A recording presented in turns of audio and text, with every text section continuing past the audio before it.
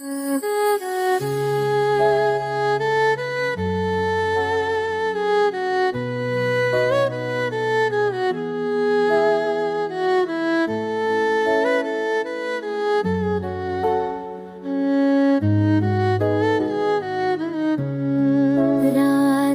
भर चांद बात सनाई मुझको कि तेरी याद ने कब नींद जगाई मुझको।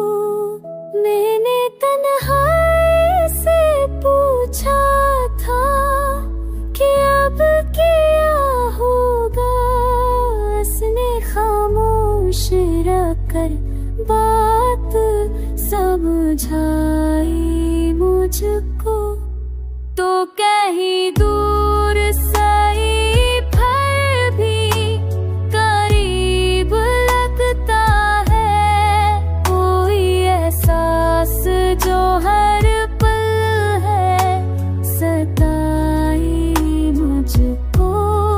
हो भी सकता था कि मैं दिल को संभाले रखता, पर तेरी चाह ने हर बार हरासाई मुझको।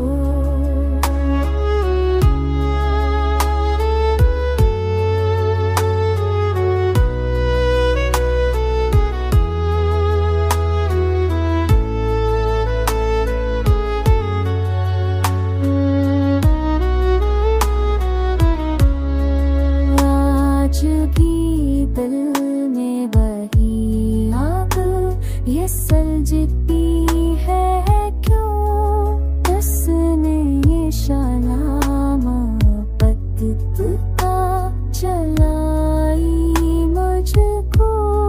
जिंदगी भर